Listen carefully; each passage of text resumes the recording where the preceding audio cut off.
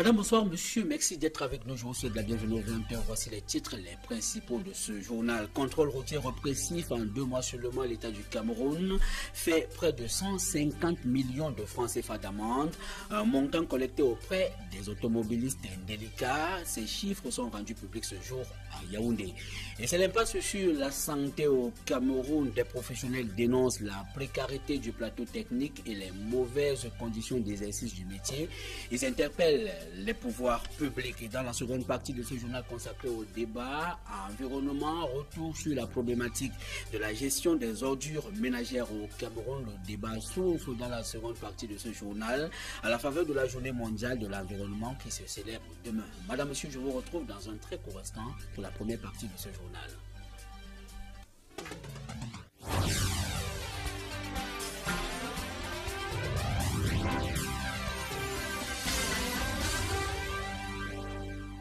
Bonsoir une fois de plus et merci de nous retrouver sur le 20h. Halte à la formation médicale au rabais dispensée dans certaines structures.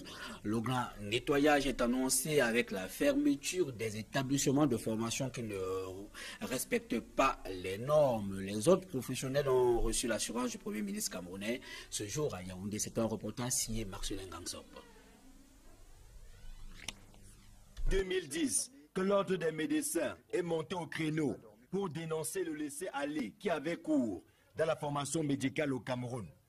Une formation au rabais, due essentiellement à la prolifération dangereuse des structures de formation. Il n'y a que le Cameroun qui, en voulant innover et aller complètement de l'autre côté, en commençant à distribuer les autorisations comme si c'était des épiceries. La prolifération de ces instituts, sans qu'on aille voir leur cahier de charges, sans qu'on aille contrôler leurs installations didactiques, sans qu'on aille s'assurer de leurs ressources humaines qui sont censées former les gens qui vont prendre en charge plus tard votre santé, notre santé, celle de nos enfants et de nos petits-enfants.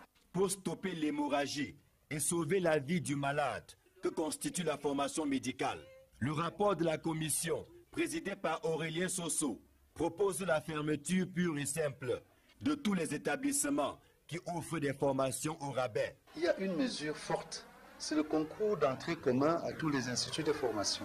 C'est une façon simple de résoudre la moitié des problèmes. Tous les enfants passeront comme le bac, comme l'examen d'entrée en 6e, le même concours.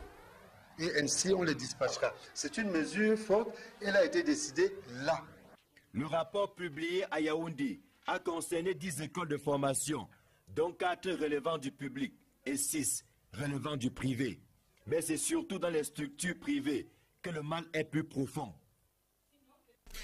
Et les difficultés dans le secteur de la santé au Cameroun ne sont perceptibles. Les médecins exhortent les pouvoirs publics à revaloriser les salaires des professionnels de la santé, à renforcer le plateau technique et à garantir une meilleure formation dans le secteur. Des recommandations qui reviennent 3 ans après une étude réalisée par l'Organisation mondiale de la santé sur le ratio médecins-population. Nous y reviendrons. On note que la journée mondiale de l'environnement se célèbre demain dans un contexte marqué au Cameroun par la problématique de la gestion des ordures ménagères. Des ordures ménagères qui connaissent des fortunes diverses dans nos villes. Pour les ménagères, ces dérivés des denrées alimentaires servent de fertilisants lorsqu'elles ne prennent pas le chemin des décharges publiques. Dani Warenze 2 et Serge Alain Otto.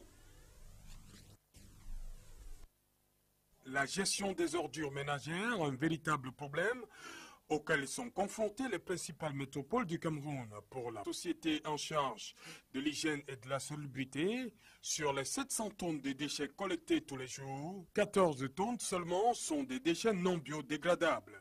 Ces déchets sortent essentiellement des ménages. Dès que c'est plein, on attend l'arrivée des camions d'Isacam. Ils arrivent au lever du jour, ils klaxonnent afin de les faire sortir dehors. Le service d'Isacam, c'est-à-dire que ces ouvriers les récupèrent et lancent dans le bac à ordures. Bon, après avoir fait la cuisine, le ménage, et puis on rassemble les ordures dans un sac. Et puis on va les jeter au niveau du ravin à l'entrée du nid. Au niveau du ravin à l'entrée. Pour celles des ménagères qui n'ont pas toujours la chance d'avoir accès aux prestations de la société d'hygiène et de salubrité, c'est la nature qui leur sert de palliatif. On se débrouille comme on peut. Je jette dans le cours d'eau parce que l'Isacam ne descend pas là-bas. Donc c'est là où tout le quartier jette les ordures.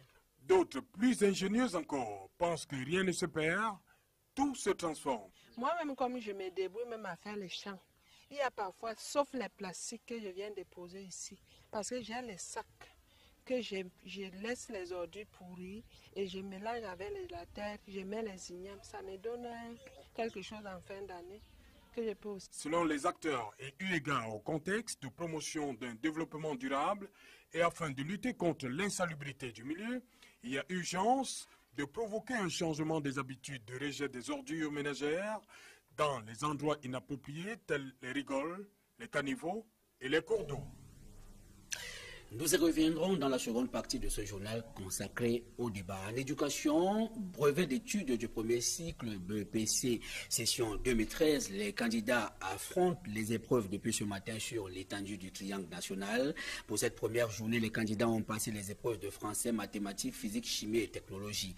Dans les sous-centres visités par nos reporters dans la ville de Douala, pas d'incident majeur en dehors de l'absence remarquée de quelques candidats. Nos reporters ont recueilli quelques réactions de candidats rencontrés au sous-centre d'examen du collège Chevreuil dans la ville de Douala. Je vous propose de les écouter. La rédaction c'était pas déjà mal. Et pour les mathématiques, je crois que beaucoup ont vu que c'était trop dur en fait. Donc on s'est débrouillé, on a fait de notre mieux. L'épreuve de mathématiques, ça a été ainsi là, mais la partie géométrique m'a beaucoup menacé. Surtout le problème. Bon, depuis hier, c'est un peu le calme, hein, parce que parfois, on sait que ce sont des petits enfants qui oublient peut-être les cartes d'identité, les récépissés, bon, d'autres qui sont absents, par exemple, ou en retard. On n'a pas eu de retard depuis hier. Aujourd'hui, on a quand même relevé, je crois, 4 candidats absents en allemand et peut-être 5 ou 6 en espagnol. Là, présentement, on a aussi un enfant malade. Il est sorti tout à l'heure pendant l'épreuve de mathématiques. Il a commencé à composer. Il a commencé à grelotter. On l'a mené à l'infirmerie. Grande nouveauté à la session 2013, le BEPC bilingue. Sa particularité des candidats passe certaines épreuves spécifiques comme l'oral communication et l'intensive English. Je vous propose de revivre cette séquence dans un sous-centre d'examen dans la ville de Douala avec Joël Essengue et Jean-Paul Chouniat. Dans ce sous-centre d'examen du collège Chevreuil, 38 candidats comme d'autres à travers le pays vivent l'expérience du premier BEPC bilingue du système éducatif camerounais. Ils composent exclusivement les épreuves de Intensive English, une sorte d'anglais renforcé, et l'oral communication. Quand l'enfant arrivait, il choisissait un sujet, on le mettait à part, il préparait son sujet pendant 10 minutes sans écrire. Et il revenait, donc on lui posait les questions, il restituait donc ses connaissances et qu'il pouvait savoir par rapport à ce sujet. 2 autres épreuves sont aussi à traiter en anglais, à savoir Citizenship Education et Sport and Physical Education, l'équivalent de l'éducation à la citoyenneté et l'éducation physique sportive pour le BEPC classique. Ils auront 40 minutes de plus que les autres pour cette épreuve-là qui passe demain dans l'après-midi. De la 6e en 3e, ces candidats ont suivi les cours en français ou en anglais au gré des enseignants. Les citizenships, on faisait en anglais comme en français. Même la musique, des fois ils venaient, ils décidaient que c'était en anglais et après, français, c'était comme ça. Du reste, l'ensemble des candidats au BPC bilingue et BPC classique vont composer en tronc commun les épreuves de dictée, mathématiques, deuxième langue, études de texte, histoire, physique, chimie, technologie, sciences de la vie et de la terre. Pour cette première session 2013 du BPC bilingue, 3 centres pilotes ont été choisis dans la ville de Douala. Les sous-centres du collège Chevreuil, les lycées de Makepe et Bonaberi accueillent près de 200 candidats. D'ici 2015, la première cuvée de brevetés bilingues passeront le tout premier probatoire bilingue. Et comme annoncé, en titre des contrôles routiers répressifs payent en fin de compte près de 25 000 véhicules, environ 1000 motos amendées. C'est une opération qui a permis à l'État du Cameroun de recouvrer près de 150 millions de francs CFA après 2 mois seulement. Ces chiffres ont été rendus publics ce jour à Yaoundé. Emmanuel Job et Yannick Mbazoa. Mais il faut quand même arranger ce pays, mon Dieu. Qu'est-ce qu'il fait là? Il conduit comment? Débuté le 1er avril 2013, La campagne de répression de contrôle routier répressif en zone urbaine et rurale, après 2 mois, a objectivement porté ses fruits. Environ près de 25 000 véhicules et près de 1000 motos amendées. Durant cette opération, l'État a récolté près de 150 millions de francs CFA. Les régions les plus touchées par cette répression étant le centre, le littoral, le sud-ouest et l'est. Dans la région du centre, 4139 véhicules ont été amendés. Dans la région du littoral, 1178 véhicules ont été mis en conformité. Dans la région du sud-ouest, 4700 véhicules en infraction ont été interpellés. Dans la région de l'Est, 6940 véhicules et 182 motos ont été interpellés en infraction. Une opération de lutte contre la délinquance routière, source de plusieurs accidents de circulation et des millions de morts sur nos routes. Nous voulons que les citoyens soient véritablement citoyens, c'est-à-dire civiques, avec le respect des lois et règlements de la République. Action saluée par les centrales syndicales du transport terrestre, même si ceux-ci dénoncent les pratiques peu orthodoxes dont font objet les services de contrôle. Nous remarquons que, bien que nos camarades fassent l'effort d'être en règle, il y a toujours certaines forces de maintien de l'ordre qui passent pour des brebis galeuses. Donc ils passent outre les motifs qu'on avait consensuellement arrêtés au ministère pour, n'est-ce pas, tracasser nos camarades. À travers cette opération de contrôle routier, le gouvernement entend ainsi sensibiliser et rappeler à l'ordre les automobilistes, histoire de réduire considérablement les accidents de circulation. Voilà, interpellation sans réserve. Peut-être faut-il encore faire un tour à Bamenda dans la région du nord-ouest du Cameroun où le désordre urbain est perceptible. L'image peut paraître insolite, mais elle témoigne du mépris des règles par les autorités compétentes qui les édictent. Cet usager de la route n'a pas supporté que la commune locale bafoue elle-même ses propres prescriptions. Il a enchaîné les roues du véhicule de la commune qui a violé le sens interdit. Une situation qui a commandé une vive altercation, paralysant ainsi la circulation pendant de longues heures. Et les habitants de Boum-Yébel dans le département du Nyong et Kili, nous sommes dans la région du centre du Cameroun. Ces habitants sont sans abri. Ils revendiquent un site de recasement après que leur commerce et leur maison d'habitation ont été détruits par des agents de la commune. Des détails dans ce reportage signé Jean-Paul Eyango et Julingue. Voici une victime du déguerpissement qui a eu lieu à Boum-Yébel. Sa maison était bâtie sur ce site. Les agents de la commune ont rasé tout ce qui s'y trouvait, cases, boutiques, maisons d'habitation. Quand j'ai alors vu l'argent venir, que je suis sorti, que j'ai tout raté dans ma vie, je vais aller où? Et je vais dormir. On m'a alors pris enchaîné comme ça, partout. Mais raté au sol. D'ici là, jusqu'au poste de police, à plus de 200 mètres, on me tirait au sol. Comme elle, ils sont plus d'une cinquantaine qui ont vu leur propriété complètement détruite. Vous voyez que nous vivons comme les animaux. Parfois même dans la nuit, tu te retrouves comme ça, en train de dormir. C'est même pas ta véranda. On n'a même pas là où on peut aller vivre. Parce qu'on n'a même pas quoi construire. Selon l'autorité municipale, cet espace est prévu pour la construction de 100 boutiques à hauteur de 410 millions de francs CFA sur financement du FECOM, venant ainsi s'ajouter sur les 36 autres sortis des terres il y a quelques mois, ce qui portera à 136 le nombre de boutiques bâties à cet endroit. En dépit de ce projet qui va rehausser la beauté du visage de cette localité, les déguerpis réclament un site de recasement et des indemnisations. Ils nous ont montré un endroit là-bas au parking. Soit disant qu'ils nous ont recasé. Mais le recasement, l'endroit n'a même pas été nivelé, rien.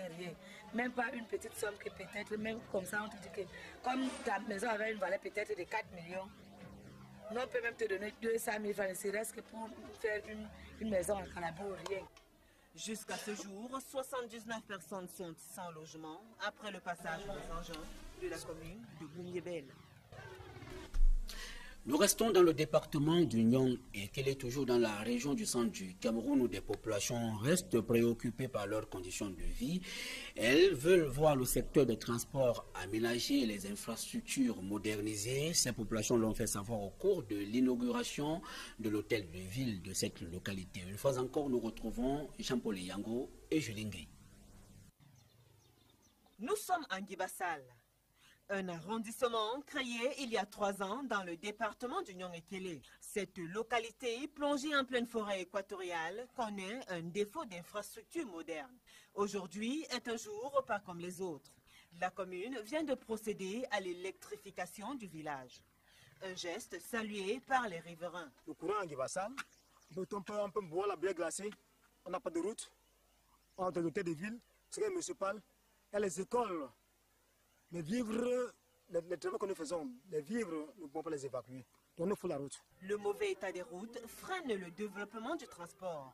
La question préoccupe également l'autorité municipale. Nous souhaitons qu'on étende, que le FECOM nous aide à étendre cette électrification dans les villages qui n'en ont pas eu jusqu'à ce jour. Pour l'heure, l'hôtel de ville et le cercle municipal nouvellement inauguré seraient un début de solution. Ces mêmes populations auront des structures d'accueil. Ces populations et surtout ceux qui travaillent à la mairie auront des bureaux adéquats et surtout pourront s'éclairer à l'électrification. Les écoliers vont améliorer leur rendement, certainement. Le développement va accroître. Comme l'arrondissement de Guibassal, d'autres dans le Nyong-Ekele connaissent les mêmes problèmes. La plupart de ces unités administratives sont sans électricité, eau, centre de santé et bien d'autres. Actualité au-delà de nos frontières en 2 escales en Chine. D'abord, au moins 120 personnes ont trouvé la mort dans un incendie d'un abattoir de volailles dans la province de Jilin, le pire accident industriel depuis 10 ans dans ce pays. Aujourd'hui, les survivants dénoncent la négligence en matière de sécurité. Des détails avec nos confrères de TVC Monde. Il bloque la circulation, un geste de protestation rare en Chine. Cette femme a perdu sa fille dans la catastrophe. Ma fille travaillait ici. Après l'accident, on n'a reçu aucune explication. C'était l'heure pour elle de quitter le travail, mais toutes les portes étaient fermées. Ils sont tous morts, brûlés vifs.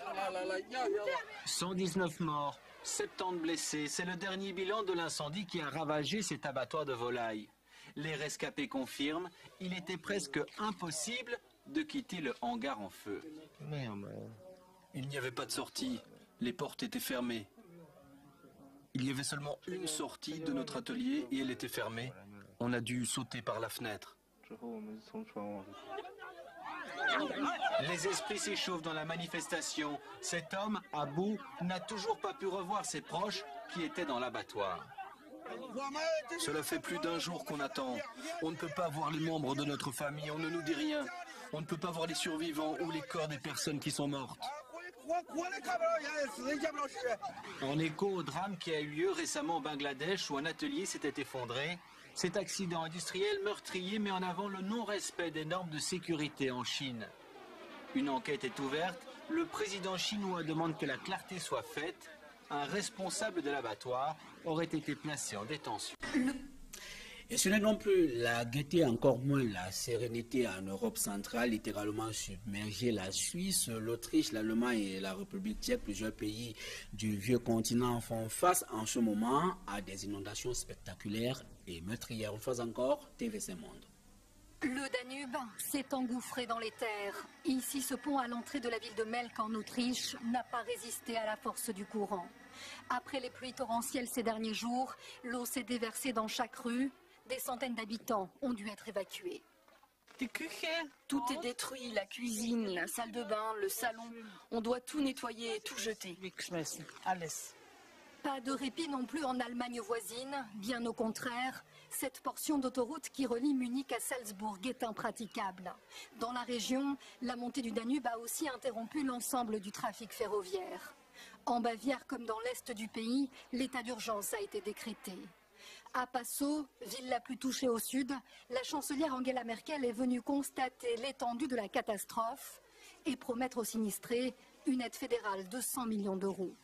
Je m'adresse aux habitants qui sont déjà occupés à nettoyer, car je suis persuadée que cela va prendre des semaines. Les dommages et la perte de revenus sont un problème de long terme, et c'est pourquoi notre soutien ne va pas faiblir. Un message rassurant alors que le ciel semble s'apaiser selon les services météo. À Prague, en République tchèque, toute la nuit, les activités de pompage se sont poursuivies. Ici, la Batlava déborde toujours. Des records de crues ont été battus. Et désormais, la crue se déplace vers le nord et la région frontalière avec l'Allemagne. Et du sport football pour refermer la première partie de ce journal, c'est le premier contact de Volker Fink avec la presse locale. Le nouveau sélectionneur des Lions indomptables de football entend apporter sa touche pour porter la sélection nationale à la victoire. Le technicien allemand était face aux journalistes ce jour à Yaoundé. Marcelin Gangsop. Quelques jours après son premier contact avec les Lions indomptables du Cameroun, Volker Fink apprécie déjà l'ambiance qui prévaut dans la tanière. Le nouveau sélectionneur dit avoir pris la mesure des défis qui l'interpellent et entend mouiller le maillot pour atteindre les résultats escomptés, à savoir, dans l'immédiat, la qualification pour la Coupe du Monde 2014. Pour ce faire, Volker Fink entend travailler en totale synergie avec ses adjoints. Pour moi, c'est Martin, Ibro, Sylvain, Jacques, on est ensemble. Ce n'est pas la hiérarchie, c'est la compétence de chacun qui peut aider de trouver une bonne composition. Et c'est aussi un exemple pour les joueurs. Au sujet de sa faible expérience internationale, l'Allemand, dans un ton comique, a dit que cela ne constitue pas un obstacle pour lui. Il n'a pas entraîné une équipe nationale ou quelque chose comme ça. Mais calme.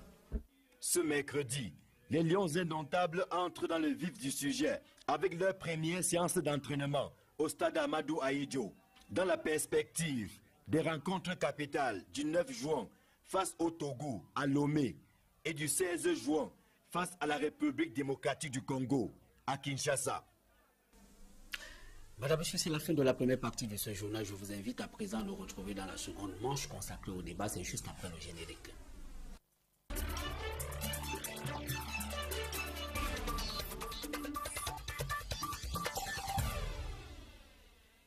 Merci de nous retrouver dans la seconde partie de ce journal consacré au débat. Retour sur la problématique de la gestion des ordures ménagères au Cameroun. Ce sera avec un environnementaliste, Bruno Lombo. Bonsoir. Bonsoir, Fénélon. Nous revenons sur cette problématique à la faveur de la Journée mondiale de l'environnement qui se célèbre demain. Nous avons donc voulu ouvrir le débat à partir de ce jour. Déjà, qu'est-ce qu'on peut mettre dans le contenu d'ordures ménagères? Bon, déjà, il faut préciser que quand on parle d'ordures ménagères, c'est un terme un peu plat. Généralement, nous, chez nous, on parle de déchets ménagers parce que ça englobe les déchets solides, les déchets liquides et puis également les déchets gazeux. Donc, les ordures ménagères, en réalité, c'est l'ensemble des déchets issus de nos ménages. C'est-à-dire que, imaginons que nous sommes en train de faire la cuisine, qu'on ramène les emballages à la maison. Donc, c'est tout cet ensemble-là qui constitue ce qu'on appelle les ordures ménagères. Il faut également préciser qu'à ce niveau, on peut distinguer deux types, deux grandes classes. On peut distinguer, n'est-ce pas, la classe des ordures biodégradables, c'est-à-dire qui peuvent subir la transformation des micro-organismes du sol, et les ordures ménagères non biodégradables, parmi lesquelles on peut citer les plastiques, les bouteilles et autres éléments qui mettent un temps assez long avant de connaître une certaine désintégration. Est-ce que les déchets ménagers, comme vous avez utilisé cette expression, sont absolument des dérivés des denrées alimentaires? Pas tout à fait, parce qu'on peut classer également le papier qui est biodégradable comme un déchet, comme faisant partie de la classe des déchets biodégradables, et c'est un déchet ménager en réalité. Donc tous les déchets ne sont pas forcément, tous les déchets de ménage ne sont pas forcément classés dans cette catégorie-là. Tout à fait. Alors, comment est-ce que vous appréciez l'égard avec lequel ces déchets ménagers sont gérés au Cameroun? Déjà, il faut saluer Isacam, qui est l'entreprise qui fait la collecte. Dans tous les cas, c'est sans publicité. Sans publicité, tout le monde la connaît dans tous les cas.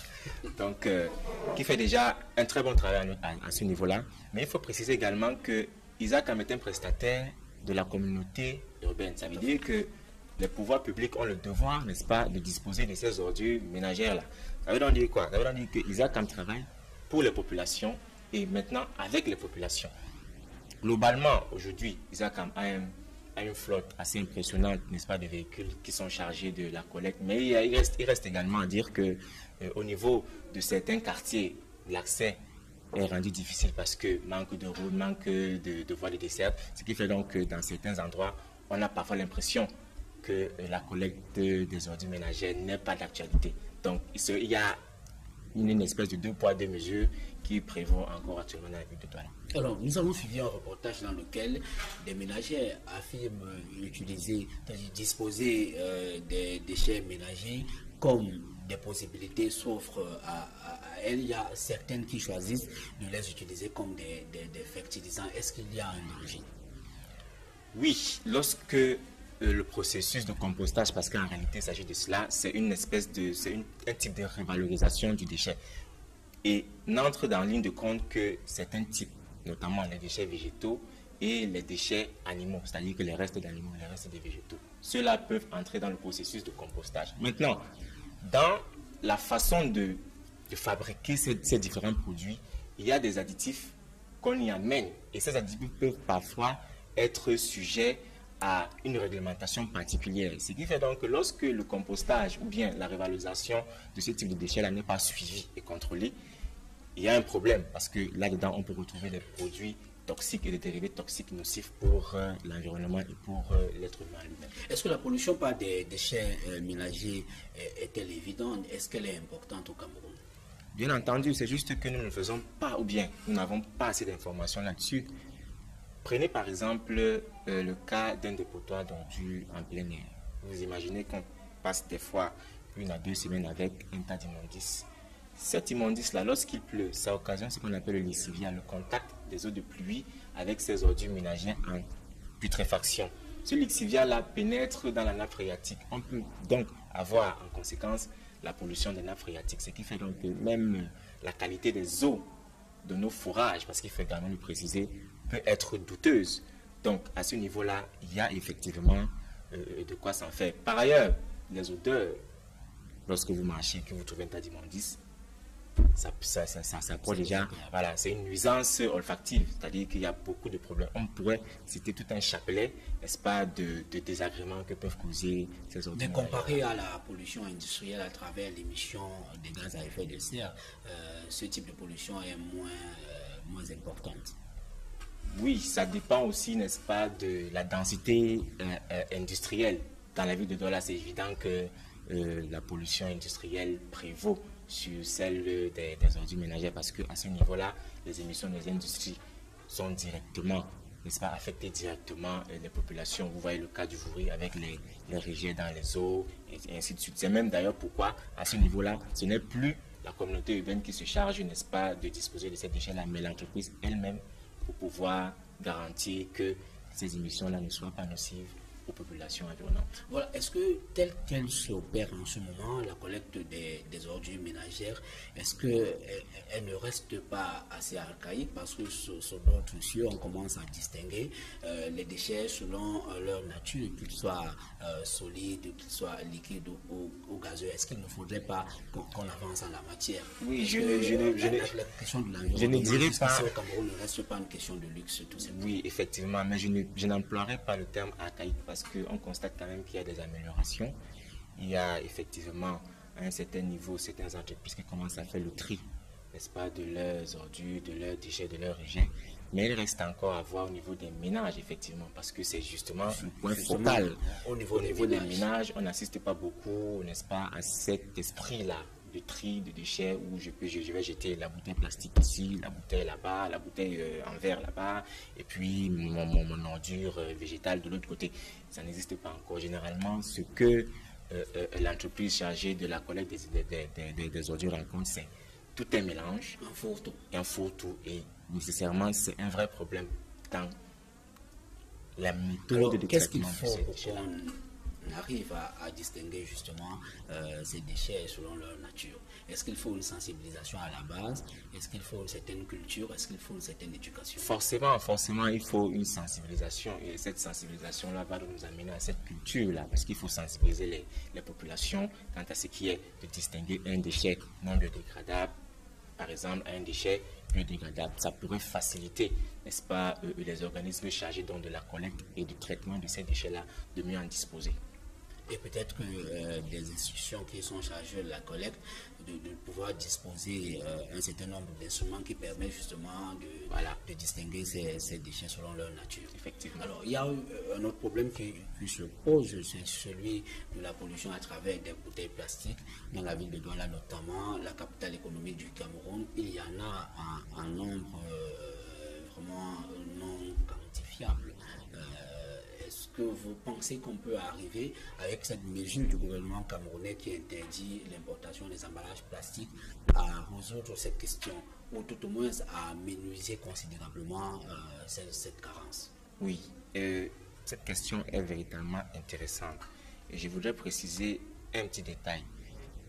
Il s'agit bien évidemment de l'arrêté conjoint du ministère de l'Environnement, de développement durable et du ministère du Commerce, qui parle nécessairement des dispositions relatives à l'importation, la commercialisation des déchets, non, des produits non biodégradables, des emballages, effectivement.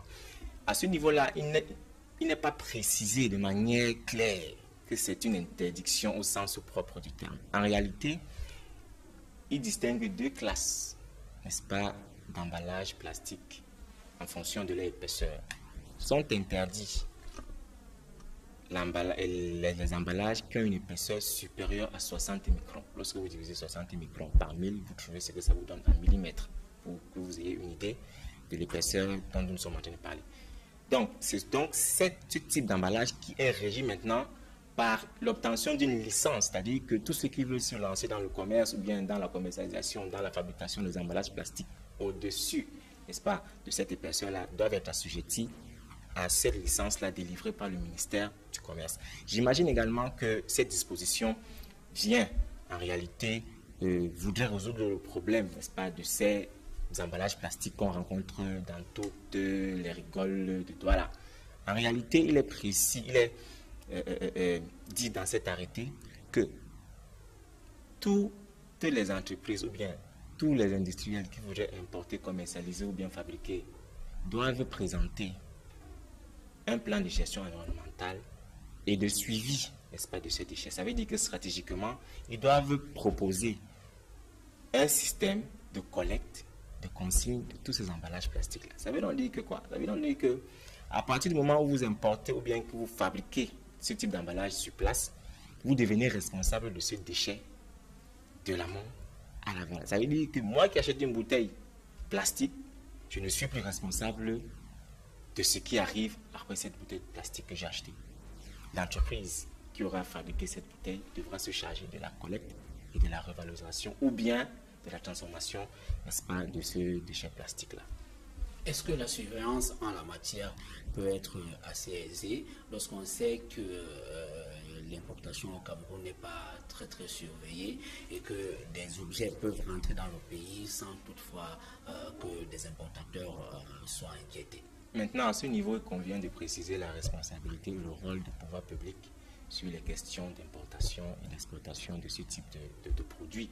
Il est bien clair que lorsqu'on met en place une mesure comme celle-là, il faut l'accompagner, n'est-ce pas, des actes forts au niveau de notre douane, au niveau de toutes les portes d'entrée et de sortie de notre pays pour véritablement canaliser et contrôler, n'est-ce pas, cette importation ou bien cette fabrication-là. Donc, d'un côté, on a la loi, de l'autre côté, on a les mesures qui doivent accompagner cette loi pour son application effective sur le terrain. Parce que dans l'article 9, je crois, de ce même arrêté, il est dit qu'il est interdit, par exemple, d'incinérer ce type de déchets plastiques-là.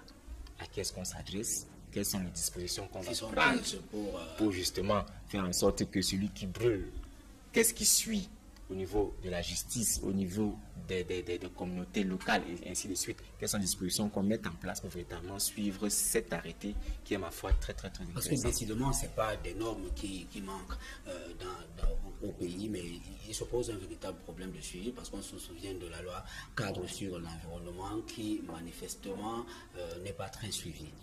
Effectivement, et il n'y a qu'à voir au niveau des études d'impact environnementaux où on se rend compte que ces études-là, parfois, ne sont pas prises en compte lors de la prise de décision finale, on peut constater que l'érection, n'est-ce pas, d'une entreprise à un certain endroit peut poser un problème environnemental pour les populations riveraines, mais qu'on ferme les yeux et qu'on procède calmement et simplement à l'érection de cette entreprise, là il y a un problème. Or, le rôle, n'est-ce pas, de cette loi cadre de 96 qui porte, n'est-ce pas, gestion de l'environnement au Cameroun, devrait prendre également des dispositions pour suivre cet état de choses, pour voir comment est-ce que, après coup, après les études d'impact environnementaux, quelles sont les dispositions qu'on prend pour nécessairement dire, effectivement, de manière précise que tel projet, on peut l'implanter à tel endroit et non à tel autre. Est-ce qu'on ne gagnerait pas à investir davantage, puisque c'est un secteur tout à fait nouveau, on peut le dire ici, est-ce qu'on ne gagnerait pas davantage à investir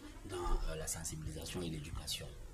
Forcément, j'irais même... Alors, on a passé l'étape de la sensibilisation et de l'éducation qu'il faudrait maintenant commencer à reprimer.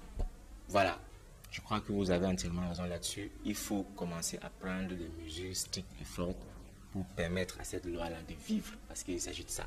Donc, il est question maintenant de sensibiliser les populations, de les mettre sur la bonne voie, d'apporter cette culture, n'est-ce pas, du traitement des déchets, du tri et tout, aux populations pour qu'elles puissent être véritablement conscientes, n'est-ce pas, lorsqu'elles posent certains actes répréhensibles. Merci Bruno Lombo, merci d'avoir accepté ce plateau. Vous êtes C'est moi qui vous remercie. Madame, Monsieur, merci de nous avoir suivis. Nous sommes arrivés au thème de ce journal. Restez connectés sur les programmes d'Equinox Télévision. Je vous retrouve demain lorsqu'il sera 20h. Au revoir.